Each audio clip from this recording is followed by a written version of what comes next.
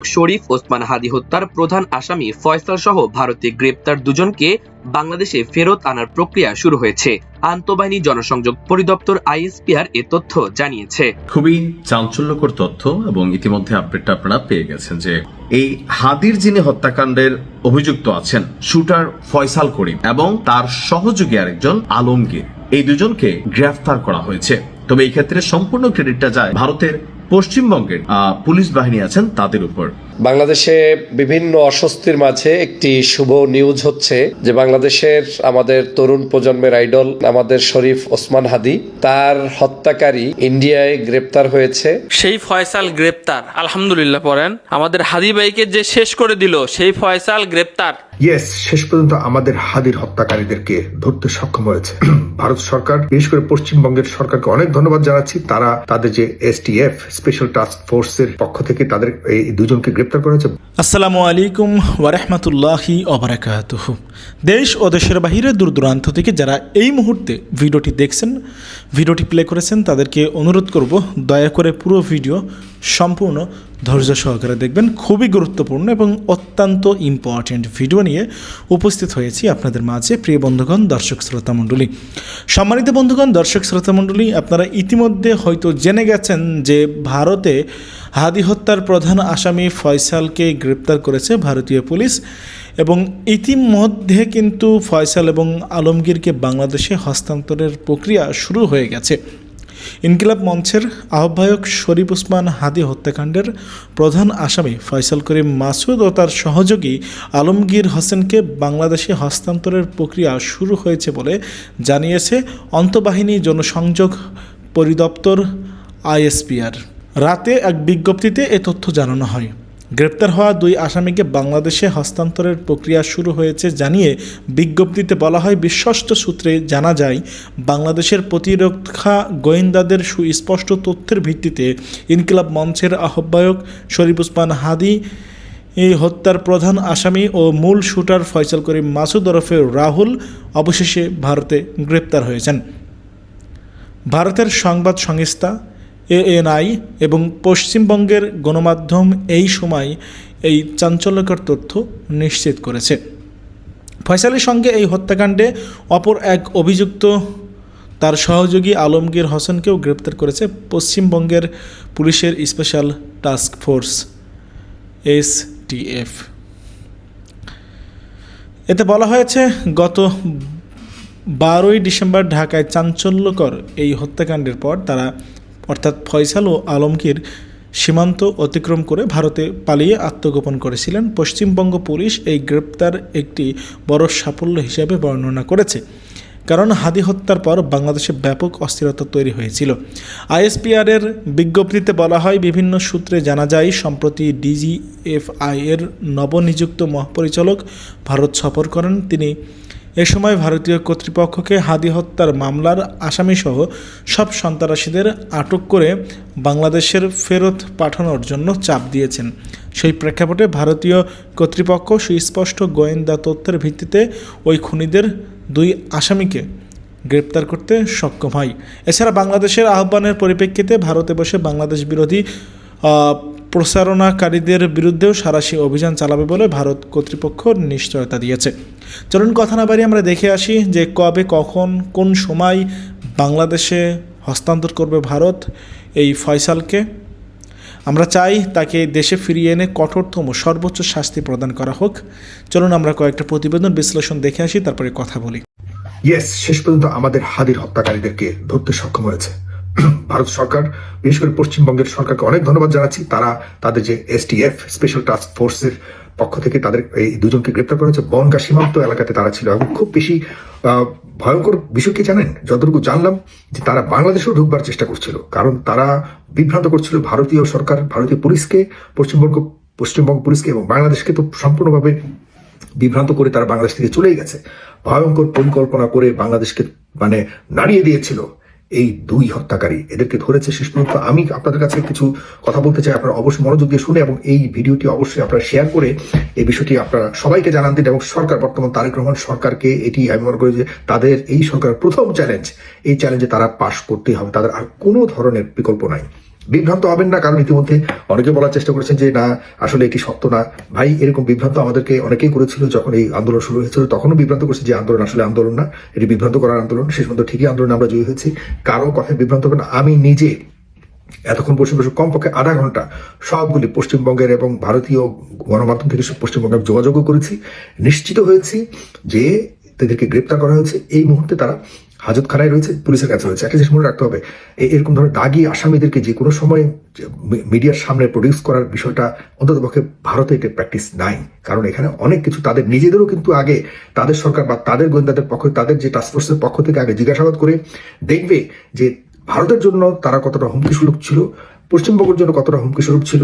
তাদের অংশটা তারা জেনে শুনে তারা যখন নিশ্চিত হবে যে এটা শুধুমাত্র বাংলাদেশ রিলেটেড একটা ইস্যু, তখন বাংলাদেশি অথরিটির কাছে তারা হস্তান্তর করবে। এবং ইতিমধ্যে বাংলাদেশের এম্বাসি থেকে অলরেডি যোগাযোগ করেছে। সেখানকার প্রসেস হলো যে আগে নয়াদিল্লি থেকে মানে কেন্দ্র থেকে অনুমতি আনতে হবে। যে কেউ ইচ্ছা করলো আর থানায় গিয়ে ওই আমাদের দেশের সাংবাদিকদের মতো থানায় গিয়ে ওসি সাহেবের সাথে কথা বলেই আসামির চেহারা দেখে ফেলবে, ভিডিও করে আসবে, এরকম সুযোগ খুব কম। তারা আন্তর্জাতিক অপরাধী এবং তারা কিন্তু ভারতের কাছেও অপরাধী, আর বাংলাদেশের কাছে তারা চাঞ্চল্যকর অপরাধের অপরাধী। সুতরাং তাদেরকে সাথে সাথে আমরা তাদের স্বাভাবিক বিচরণ দেখতে পাবো। ব্যাপারটি এরকম ভাবলে আপনারা ভুল করবেন। আমি এখানে যে কথাটি সবচেয়ে ইম্পর্টেন্টলি বলতে যাচ্ছি এটি হলো যে তাদেরকে ধরার পর এখন আমাদের তারেক রহমান সরকারের প্রধান কাজ হলো সর্বোচ্চ লেভেলে কূটনৈতিক প্রচেষ্টা চালিয়ে তাদেরকে বাংলাদেশে আনবার জন্য এখনই প্রসেস শুরু করতে হবে, এখনই প্রসেস শুরু করতে হবে। এবং বাংলাদেশ সরকারের সর্বোচ্চ গুরুত্ব দিয়ে বলতে হবে যে আমাদের এটি অনেক গুরুত্বপূর্ণ একটা ইস্যু, এদেরকে আমাদের বাংলাদেশে হস্তান্তর করতে হবে। তাই আমাদের তো অবশ্যই এক্সট্রাডিশন একটা এগ্রিমেন্ট রয়েছে, এটি খুবই স্বাভাবিক, বেশি দিন লাগবে না আমার কাছে, আমি মনে করি এটা বেশি দিন লাগবে। আর তারেক রহমান সরকারের কাছে সবচেয়ে বড় চ্যালেঞ্জ, প্রথম চ্যালেঞ্জ, এই চ্যালেঞ্জে অবশ্যই তারেক রহমান সরকার আমি মনে করি জয়লাভ করবে। এবং হাদির হত্যাকারীদের বিশেষ করে এদেরকে এনে ফাঁসিতে ঝুলিয়ে দিবেন, ব্যাপারটা তা নয়। আমরা জানতে চাই হাদির হত্যাকাণ্ডের পেছনে কারা জড়িত, কারা কিভাবে কি ধরনের পরিকল্পনার মাধ্যমে হাদিকে হত্যা করেছে ইলেকশনের কয়েকদিন আগে। আপনারা ভালো করে জানেন যে এখনো পর্যন্ত হাদির হত্যাকারীদের নিয়ে কাদা ছোড়াছুড়ি হচ্ছে, খুবই দুঃখজনক, খুবই দুঃখজনক। আমরা আর চাই না কাদা ছোড়াছুড়ির মাধ্যমে আসল যারা হত্যাকারী তারা আড়ালে থেকে যাক। আমরা বুঝতে পারছি যে এটিকে নিয়ে রাজনীতিকরণ করা হচ্ছে, এটি খুবই দুঃখজনক। আমরা দেশের কোটি কোটি মানুষ হাদিকে কেউ কাছ থেকে দেখেছে না দেখেছে সেটি বড় কথা নয়। হাদি আমাদের দেশের একটি বজ্র কণ্ঠ ছিল, হাদি অনেকের ভালোবাসার মানুষ ছিল। হাদি অল্প সময়ে আমাদেরকে আমাদের দেশের সার্বভৌমত্বকে রক্ষা করবার জন্য যে ধরনের বার্তা আমাদের কাছে পৌঁছেছে বা পৌঁছে দিয়েছে তৎকালীন সময়, এতে আমরা হাদিকে আমরা মাথার উপরে রেখেছি। এখন এই হাদির হত্যাকারীদের খুঁজে বের করার পর আমরা মনে করি যে শুধুমাত্র হাদির হত্যা নয়, বাংলাদেশের সার্বভৌমত্ব রক্ষার জন্য বা নষ্ট করবার জন্য যারা এর পেছনে হাদিকে হত্যা করে এটাকে নষ্ট করতে চেয়েছে তাদের মুখোশ উন্মোচন করতেই হবে। এর মধ্যে কোনো ধরনের চালাকি চলবে না, কোনো রাজনীতি চলবে না। রাজনীতি নির্বিশেষে আমি বিশ্বাস করি তারেক রহমান এতে কোনোভাবে ছাড় দিবেন না, কারণ তারেক রহমান কোনোভাবেই এই ধরনের অপরাধকে প্রশ্রয় দেওয়ার মতো। আর বিশেষ করে জামাত ইসলামের তো রয়েছে, এখন থেকে আমি মনে করি জামাত ইসলামের সবচেয়ে বড় প্রধান টার্গেট হওয়া উচিত সরকারের প্রতি, এটি হলো যে হাদির হত্যাকারীদের বাংলাদেশে এনে তাদের কাছ থেকে জবাবদিহি নিতে হবে, জবানবন্দি নিতে হবে যে তারা কেন এই ঘটনা ঘটেছে, কাদের নিধন করেছে, এর পেছনে কি, কারা আর্থিক সহায়তা দিয়েছে এবং কারা বিশেষ করে পার করে দিয়েছে। আমি আপনাদেরকে একটা কথা বলি, যখন আমি তথ্যগুলি নিচ্ছিলাম তখন আমি দেখছি একটা জিনিস শুনতে পাচ্ছিলাম যে যখন হাদিকে এই সীমান্ত দিয়ে পার করে দেওয়া হয়েছিল, যতটুকু শুনেছি যে আমাদের দেশের ইন্টারিম গভর্নমেন্টের একটা গুরুত্বপূর্ণ অংশ যারা সহায়তা করেছে হাদির এই সীমান্ত পারাপারের পেছনে। এটা যদি হয়ে থাকে তাহলে অবশ্যই আমাদেরকে বের করতে হবে যে আসলেই কি ইউনূস সরকারের কোনো না কোনো অথরিটি এটার মধ্যে জড়িত রয়েছে কিনা। খুব সহজভাবেই পরিকল্পনা করে কিন্তু হাদিকে হত্যা করা হয়েছে, এরপর পরিকল্পনার মাধ্যমেই কিন্তু হাদিকে সীমান্তে নেওয়া হয়েছে এবং সেই সীমান্ত থেকে তাকে পার করে খুব নিরাপদে তাকে পশ্চিমবঙ্গে নিয়ে নেওয়া হয়েছে। এবং এখন পর্যন্ত হাদির এই হত্যাকারীরা সেখানে নিরাপদ ছিল। আমরা ভেবেছিলাম, তারা কিন্তু বিভ্রান্ত করেছে যে সে বলেছিল দুবাইতে আছে, সে বলেছিল আমি বাংলাদেশে আছি, কেউ বলেছিল আবার বাংলাদেশে তারা রয়ে গেছে, যায়নি ইয়েতে। এই সব কিছুর অবসান হয়েছে আজকে। আমি অবশ্যই অনুরোধ করবো বাংলাদেশ সরকারকে এখন থেকেই আপনারা লেগে যান। এবং প্রিয় মানুষ যারা দেখছেন, আপনাদের এটা আমাদের অনেক আনন্দের বিষয় যে হাদির হত্যাকারীদেরকে আমরা হাদিকে বাঁচাতে পারিনি, কিন্তু হাদির হত্যাকারীদের বিচার, সর্বোচ্চ বিচার আমরা নিশ্চিত করবোই। প্লিজ আসুন একসাথে হই। আমরা চাই আর কোনোভাবে বাংলাদেশের সার্বভৌমত্ব রক্ষার জন্য যারাই আন্দোলন করবে তাদের এরকম ধরনের হত্যা যে করবে তাদের আমরা বিচার করবো ইনশাল্লাহ। আসুন একসাথে হই। ধন্যবাদ। আসসালামু আলাইকুম। বাংলাদেশে বিভিন্ন অস্বস্তির মাঝে একটি শুভ নিউজ হচ্ছে যে বাংলাদেশের আমাদের তরুণ প্রজন্মের আইডল, বাংলাদেশের গণমানুষের কাছে যিনি জননন্দিত হিসাবে ইনসাফের সাম্যের বাংলাদেশ গড়ার কারিগর হিসেবে ইতিমধ্যে নাম লিখিয়েছেন আমাদের শরীফ ওসমান হাদি। তার হত্যাকারী ইন্ডিয়ায় গ্রেপ্তার হয়েছে, যেটা ইতিমধ্যেই ইন্ডিয়ার নিউজ এজেন্সি ANI কনফার্ম করেছে। পশ্চিমবঙ্গে খুনি ফয়সালকে অ্যারেস্ট করা হয়েছে। এই নিউজ আমাদের জন্য একটু হলেও স্বস্তির কারণ, এবং বাংলাদেশের জনগণ সহ বিশ্বের বিভিন্ন জায়গায় অবস্থানরত বাংলা ভাষাভাষী সকল নাগরিকরা আজকের এই নিউজটাতে একটু হলেও স্বস্তি প্রকাশ করছে। আমরা বিভিন্নভাবে মর্মাহত, ভরাক্রান্ত হৃদয়ে কোনো দেশপ্রেমিক নাগরিকের অকাল মৃত্যু, চলে যাওয়া, শহীদ হওয়া, তাকে শেষ করে দেয়া, এটার কোনো অবস্থাতেই কাম্য নয়। আমরা বাংলাদেশকে যে সকল যুবকরা বুক চিতিয়ে সামনের সারিতে লড়াই সংগ্রাম করে জীবন বিলিয়ে তারপরে সাম্যের জয়গান তুলে দিয়ে গিয়েছেন, স্রোত ধারা অব্যাহত রেখেছেন, তার মধ্যে শরীফ ওসমান হাদি অন্যতম। আমরা এখন সরকারের কাছে উদাত্ত আহ্বান জানাবো, যত দ্রুত সম্ভব পশ্চিমবঙ্গ থেকে খুনি ফয়সাল সহ আরেকজন, দুজনকেই গ্রেপ্তার করা হয়েছে শুনেছি। এই দুইজনকে দ্রুত, যত দ্রুত সম্ভব জনাব তারেক রহমান সাহেব আপনি তাদেরকে বাংলাদেশে এনে আইন বিচার, সর্বোচ্চ বিচার নিশ্চিত করে এই খুনিদেরকে ফাঁসির কাস্টে ঝুলিয়ে তারপরে বাংলাদেশের মানুষের বর্তমান সময়ের যে ক্ষোভ, সেটা একটু হলেও আপনার এই বিচারের মাধ্যমে কমবে, সেটা আমরা প্রত্যাশা করি। কোনো খুনি যদি এরকম পার পেয়ে যায়, কোনো জায়গায় যদি তাদেরকে আমরা বিচার করতে না পারি, তাহলে সেটা কোনো বিচার ব্যবস্থা থাকতে পারে না। বাংলাদেশের সবচেয়ে বড় সমস্যা হচ্ছে আইন বিচার বলতে যেটা, সেই বিচারটা গত 16 বছর ছিল না। এবং যারা যারা আমাদের দেশের মানুষের জন্য, দেশের জন্য কল্যাণকর কাজ করেছে, তাদেরকে ঠিকভাবে আমরা সম্মান দিয়ে দেশের প্রয়োজনে ব্যবহার করতে পারিনি। মহান আল্লাহ রাব্বুল আলামিনের দরবারে দোয়া করি, পবিত্র এই মাহে রমজানে আমাদের শরীফ ওসমান হাদিকে আল্লাহ তাআলা জান্নাতের সুউচ্চ মাকাম দান করুক, শহীদের উচ্চ মর্যাদা দান করুক, আর তার যারা গ্রেপ্তার হয়েছেন তাদেরকে বাংলাদেশে এনে আইনের মাধ্যমে বিচার করে বিচার ব্যবস্থার যে একটি নতুন ধারা, সেটা প্রচলিত হবে, সেই প্রত্যাশা ব্যক্ত করছি। সবাই ভালো থাকবেন। সেই ফয়সাল গ্রেপ্তার, আলহামদুলিল্লাহ পড়েন। আমাদের হাদি ভাইকে যে শেষ করে দিল, সেই ফয়সাল গ্রেপ্তার। পাশের দেশ থেকে সেই ফয়সালকে গ্রেপ্তার করা হয়েছে, তার সাথে আরেকজন, তাকেও গ্রেপ্তার করা হয়েছে। তারা নাকি ওখানকার কোন বর্ডারে ছিল, এমনটা ব্যাপার স্যাপার ছিল। বাংলাদেশের মানুষের মানে একটা কষ্টের জায়গা ছিল যে ভাই নির্বাচন হয়ে গেল, অনেকদিন হয়ে গেল, অনেক মানুষজন রাস্তায় নামলো, মানে হাদি ভাইয়ের কি ন্যায় বিচার হবে না, মানে তার পাবে না সে, মানে তাকে কি কোনোভাবেই ধরা যাবে না? এতটাই কি সম্পর্ক খারাপ হয়ে গেল আমাদের পাশের দেশের সাথে? সম্পর্ক তো খারাপই, কারণ দেখেন যাকে দেশ থেকে বিতাড়িত করা হলো সে সেই দেশে আশ্রয়ে আছে। এখন এই যে সব জায়গায় নিউজ দেখবেন যে দুইজনকে গ্রেপ্তার করা হয়েছে, এই কিন্তু মাঝে লাইভে এসে দিক ঘুরিয়ে দেওয়ার চেষ্টা করেছে। এখন ব্যাপার দেখেন, অনেক সময় কিছু ব্যাপার স্যাপার আছে যে ধোঁয়াশা, এটা এখন আমি ওর ফুটেজ আমি যতক্ষণ না দেখবো, ওর ভিডিওতে যখন না দেখবো, ওর আমি নতুন ছবি যতক্ষণ না দেখবো, আমার আসলে নিজেরই বিশ্বাস হচ্ছে না। কারণ এতদিনে সে তার চেহারার অনেকটা পরিবর্তন করবে। ও যে কাজ করেছে, ওর কাছে কোটি কোটি টাকা, ও প্লাস্টিক সার্জারি পর্যন্ত করায় ফেলতে পারে, এবং সে বিভিন্ন বেশ ধারণ করে থাকতে পারে। মানে তার ফ্যামিলির তো বেশিরভাগ মানুষই এখন জেলে। ভাই কি দরকার ছিল এরকম একজন মানুষকে আপনি না ফেরার দেশে পাঠিয়ে দিলেন, এবং এইভাবে একদম কাছে বন্ধুর মতো মিশে, মানে বন্ধুকে মানুষজন এখন অপরিচিত মানুষকে বিশ্বাস করতে ভয় পাবে। সবাই দেখেছেন তার জানাজাতে কত মানুষ হয়েছে, কত মানুষ দোয়া করেছে ভাই রে, মানে এখন আর আপনার নামে বদদোয়া করেছে। কি লাভ পাইলেন জীবনে? বাংলাদেশে যদি নিয়ে আসে, আমার তো মনে হয় বাংলাদেশে যদি নিয়ে আসে, ওই রাস্তাতেই গাড়িতে কিছু একটা ঘটে যাবে।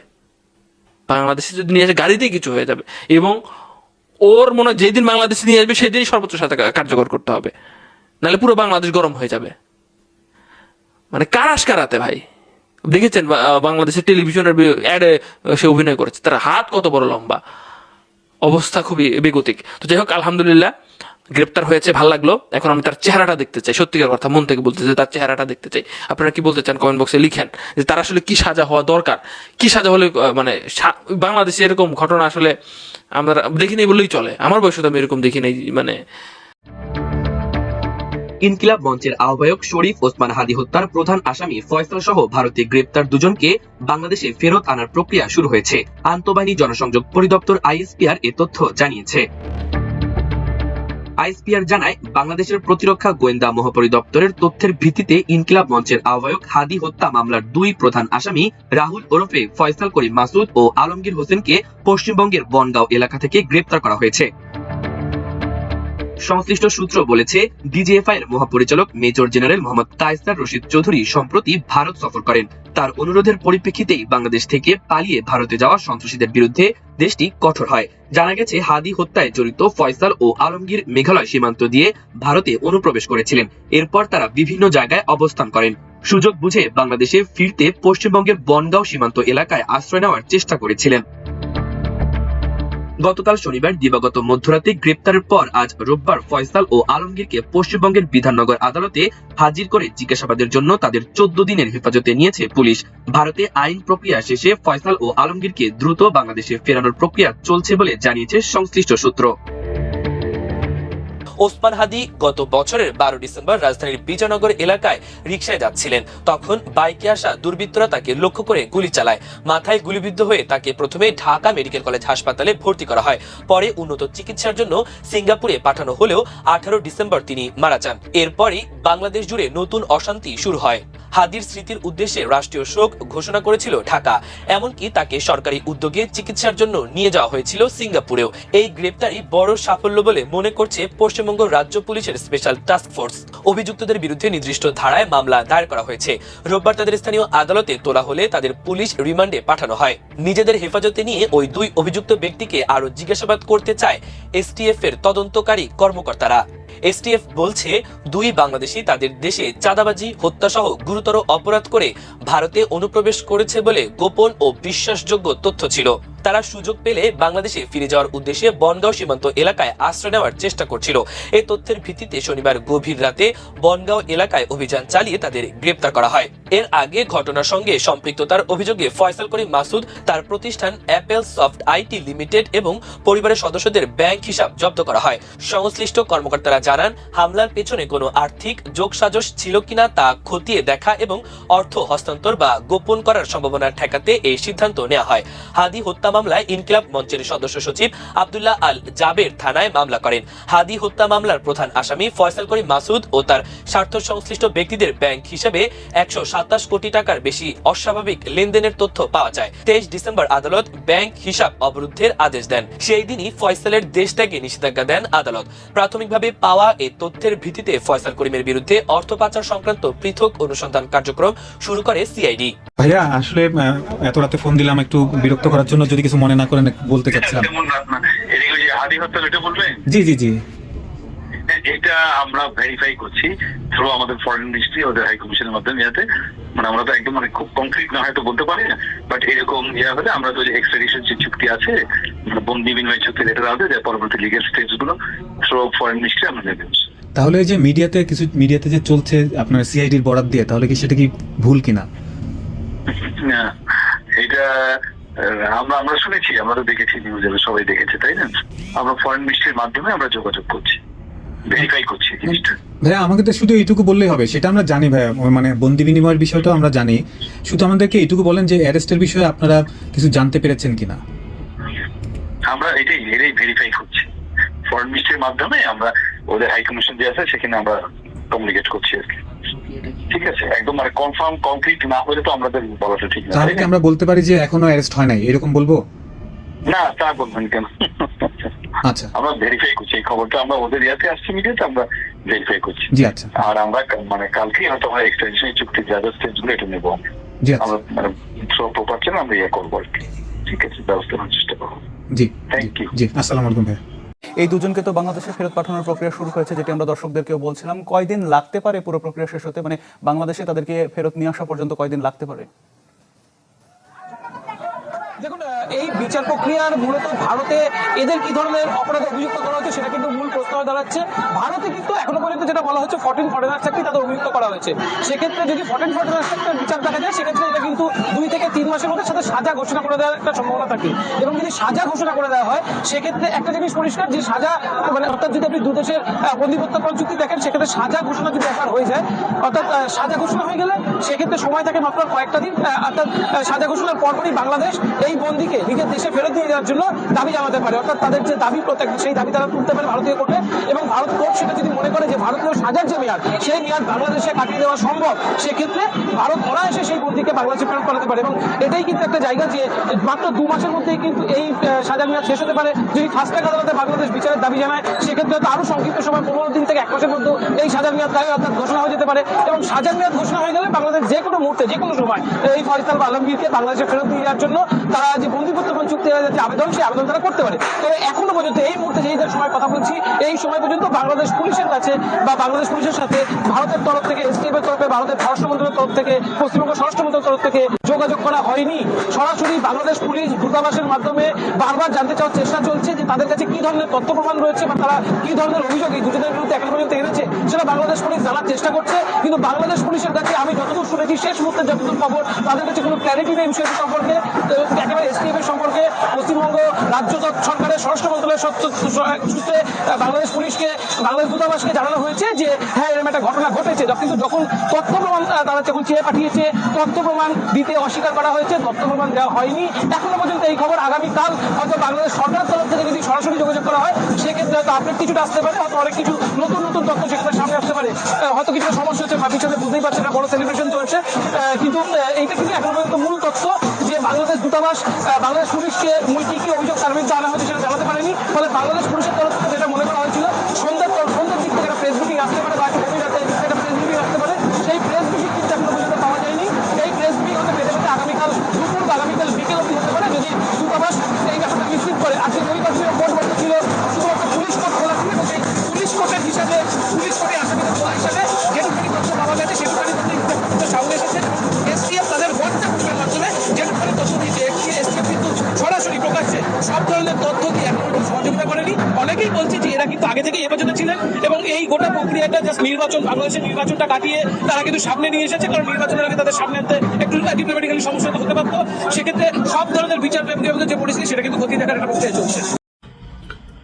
সালাম আলাইকুম। খুবই চাঞ্চল্যকর তথ্য এবং ইতিমধ্যে আপডেটটা আপনারা পেয়ে গেছেন যে ভারত থেকে বাংলাদেশে ডক্টর ইউনূস সরকারের আমলে সর্বশেষ যে হত্যাকাণ্ডটি নিয়ে নানান আলোচনা হয়েছে, সারা বাংলাদেশ ক্ষুব্ধ হয়েছে, রাগ হয়েছে, গোসা হয়েছে, অর্থাৎ শরীফ ওসমান হাদির হত্যাকাণ্ডে। তো এই ঘটনায় প্রধান যে অভিযুক্ত ছিল তার নাম ছিল ফয়সাল। সর্বশেষ গেল মাসখানেক আগে সম্ভবত এই ঘটনাটির পরপর আমরা দেখলাম যে দুবাই থেকে আপনার ফয়সাল একটি ভিডিও বার্তা দিয়েছে।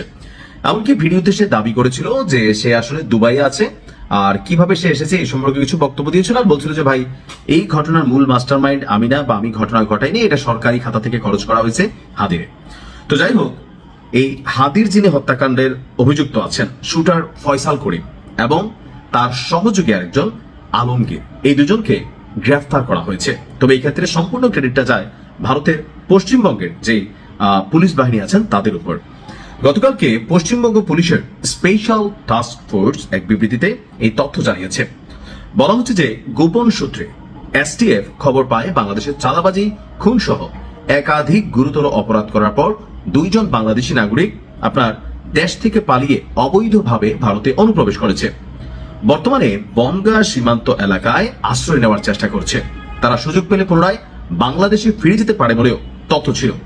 এই তথ্যের ভিত্তিতে অভিযান চালায় পশ্চিমবঙ্গ পুলিশ। আর এই অভিযান চালিয়ে 7 মার্চ রাত এবং 8 মার্চ ভোরে মধ্যবর্তী সময়টাতে বনগাঁ এলাকা থেকে তাদেরকে আটক করা হয়। তারা হলেন আপনার ফয়সাল করিম মাসুদ, যিনি বাংলাদেশের পটুয়াখালীর বাসিন্দা, এবং আলমগীর ঢাকার বাসিন্দা। তো প্রাথমিক জিজ্ঞাসাবাদে কিছু তথ্য দিয়েছে, যেটা জানা গেছে পুলিশের বক্তব্য হচ্ছে ভারতের পশ্চিমবঙ্গের যে ফয়সাল করিম মাসুদ এবং আলমগীর হোসেন বাংলাদেশে রাজনৈতিক কর্মী ওসমান হাদি যে হত্যাকাণ্ড সেখানে জড়িত ছিল। হত্যাকাণ্ডের পর তারা পালিয়ে যান এবং মেঘালয় সীমান্ত দিয়ে অবৈধভাবে তারা ভারতে প্রবেশ করেন। পরে বিভিন্ন সময় ভারতের বিভিন্ন স্থান ঘুরে পশ্চিমবঙ্গের বনগাঁ এলাকায় আসেন এবং সেখান থেকে আবার বাংলাদেশে ফিরে যাওয়ারই পরিকল্পনা করছিল। এই ঘটনায় অলরেডি একটি মামলা করা হয়েছে। আটক দুজনকে সংশ্লিষ্ট আদালতে হাজির করার পর পুলিশ হেফাজতে পাঠানো হয়েছে। আদালত আটক 2 আসামির 14 দিনের রিমান্ড মঞ্জুর করেছে। বলা হচ্ছে যে গত 14 ডিসেম্বর আমরা যেই মূল এই ঘটনা দেখলাম, সারা বাংলাদেশ কাঁপলো। তো এরপরেই আপনার পালিয়ে গিয়েছিল ময়মনসিংহ সীমান্ত দিয়ে তারা দুজন কোন সীমান্তে পালাইছে? ময়মনসিংহ সীমান্ত দিয়ে। বিশ্বস্ত সূত্রে বরাত দিয়ে যমুনা টেলিভিশনের ময়মনসিংহের ব্যুরো চিফ যিনি আছেন তিনি বলছেন যে এই দুই শুটার ফয়সাল এবং আলমগীর গেল শুক্রবার ময়মনসিংহের হালুয়াঘাট উপজেলার ভুটিয়াপাড়া সীমান্ত দিয়ে মোটরসাইকেল যোগে পালিয়ে গেছে। ঘটনার পরপর একটি প্রাইভেট কারে প্রথমে মিরপুর থেকে আশুলিয়া, পরে গাজীপুর হয়ে ময়মনসিংহে ঢুকেন। ময়মনসিংহে এসে সেই প্রাইভেট কার তারা আবার পাল্টে ফেলেন। তারা অন্য একটি প্রাইভেট কারে করে উপজেলার ধারা বাজার পেট্রোল পাম্পে পৌঁছেন। সেখান থেকে স্থানীয় এক ব্যক্তি তাদের মোটরসাইকেল যোগে ভুটিয়াপাড়া সীমান্তে নিয়ে যায়। স্থানীয় ওই ব্যক্তিকে এখনো আটক করতে পারেনি পুলিশ। তবে সেই সীমান্ত এলাকায় অবস্থান করা অন্য যে দুজন ছিল তাদেরকে পুলিশ আটক করেছে, তাদের কাছ থেকে তথ্য নিচ্ছে। তাদেরকে সীমান্ত পার করে ভারতে পাঠিয়ে দেওয়া হয়। পরে ভারত থেকে আরেকজন তাদেরকে রিসিভ করে নেয়। এখন তার কাছ থেকে আসলে কি স্টেটমেন্ট আসে সেটা শুনলে আমরা হয়তো একটু ক্লিয়ার হবো। ভালো থাকবো। দুজন আসামি ধরা পড়ার পর এই বিষয়টা আমার জন্য খুবই ইতিবাচক, আমি মনে করি এটা খুবই ভালো ব্যাপার। এই কারণে যে এখনো তো ওদেরকে যদি ঠিকঠাক মতো ইন্টারোগেট করা যায় এবং যে তদন্ত কাজটা ওদেরকে পাওয়ার পর ওদের জবানবন্দির উপর ওদের কথার উপর ভিত্তি করে করা হয়, আমার ধারণা এই হত্যার পেছনে কি আছে, অথবা কে আছে, কারা আছে, কেন আছে, তাদের মূল লক্ষ্যটা কি ছিল, ওসমান হাদিকে হত্যা করার পর কি তারা পেতে চেয়েছিল, এই সব বিষয়গুলি কিন্তু বের হয়ে। এবং আমি এটা মনে করি ওসমান হাদি হত্যা রহস্য উন্মোচনের জন্য এটা খুবই গুরুত্বপূর্ণ একটা টার্নিং পয়েন্ট। এটাকে এখন দেখতে হবে যে কারা হত্যা করিয়েছে অথবা তারা কেন হত্যা করেছে, কারণটা কি। যেখানে একটা কথা আমি বলি আপনাকে, ওসমান হাদি যে খুব বিশাল বড় নেতা ছিলেন তা কিন্তু আমি মনে করি না। ওসমান হাদি যে জুলাই যে আন্দোলনটা হলো আমাদের জুলাই থেকে শুরু করে আগস্টের 5 তারিখ পর্যন্ত, সে আন্দোলনে যে সে খুব সামনের কোনো মুখ ছিলেন তাও কিন্তু নয়। তো এত থাকতে তাকেই কেন হত্যা করা হলো এবং ওই সময় কেন হত্যা করা? ঠিক তখনই যে নির্বাচনে একদম আগে নির্বাচনে যখন মনোনয়ন পত্র জমা দেওয়া হবে এরকম সময় যখন তাকে হত্যা করা হলো, এটা কেন? এই বিষয়টা কিন্তু এর পেছনে অনেক কিছু, অনেক রহস্য হয়তো বা আছে। কাউকে ডিফেম করার জন্য কিনা, কাউকে ধরেন আপনার কারোর দিকে দৃষ্টি করার জন্য কিনা, অথবা অন্য কোনো প্রেশারের মানে সৃষ্টি করার জন্য কিনা, এই সমস্ত বিষয়গুলি কিন্তু জানা যাবে যদি তদন্তটা এখন এই যা গ্রেফতার হয়েছে তাদের সঙ্গে আলোচনা করে তার উপর ভিত্তি করে আরো যদি পরবর্তী তদন্তগুলো হয়, আমি মনে করি এটা খুব ইতিবাচক একটা বিষয় হবে এবং এটা খুব টার্নিং পয়েন্ট বলে আমি মনে করি। সেই সঙ্গে আমি এটাও মনে করি যে এই ব্যাপারে সরকার খুব সিরিয়াস হবে এবং আইন প্রয়োগকারী সংস্থা যারা আছে, তদন্তকারী সংস্থা যারা আছেন তারা খুব সিরিয়াসলি নেবেন এবং কোন রকম রাজনৈতিক পক্ষপাত দুষ্টতার বাইরে থেকে তারা যদি এই তদন্তটা করেন, এটা আমি মনে করি আমাদের সেই জন্য খুব একটা জরুরি কাজ হবে। প্রিয় দর্শক শ্রোতা মণ্ডলী, আপনারা দেখতে পারলেন ব্যক্তিগত মতামত অবশ্যই কমেন্ট করবেন। কমেন্ট করে আপনাদের মূল্যবান মতামত ওপিনিয়নটা লিখে জানাবেন। আপনারা কি বলতে চান, আপনাদের ওপিনিয়নটা কি থাকবে, কি বলবেন আপনারা কি মনে করছেন শরীফ ওসমান হাদি হত্যার সঙ্গে যারা জড়িত তারা কি বাংলাদেশে ফেরত আসবে? বিশেষ করে যেই প্রধান আসামি ফয়সালকে গ্রেপ্তার করেছে ভারতীয় পুলিশ, আপনারা কি মনে করেন তাকে কি বাংলাদেশ হস্তান্তর করবে ভারতীয় পুলিশ বা ভারত সরকার? আমরা চাই অতি দ্রুত সময়ের মধ্যে তাদেরকে বাংলাদেশে ফিরিয়ে এনে সর্বোচ্চ সাজা প্রদান করা হোক। আপনারা কি বলতে চান অবশ্যই সেটি কমেন্টে উল্লেখ করে লিখে জানাবেন আপনাদের মতামত। সম্মানিত বন্ধুগণ, দর্শক শ্রোতা মণ্ডলী, শুধুমাত্র এতটুকুই বলবো, আজকে শরীফ ওসমান হাদিকে হারিয়ে আমরা আমাদের বাংলাদেশের একটা মূল্যবান সম্পদকে হারিয়ে ফেলেছি। শরীফ ওসমান হাদি ইনসাফ প্রতিষ্ঠার লড়াকু এক সৈনিক ছিলেন। তাকে যারা মেরে ফেলেছে, তাকে যারা দুনিয়া থেকে সরিয়ে দিল, এর পেছনে কারা জড়িত, কাদের নির্দেশে ফয়সাল তার উপরে গুলি করেছিল, সে সমস্ত বিষয় বের করতে হবে। ভালো থাকবেন আপনারা, আপনাদের মতামত জানাবেন কমেন্টে। আল্লাহ হাফেজ।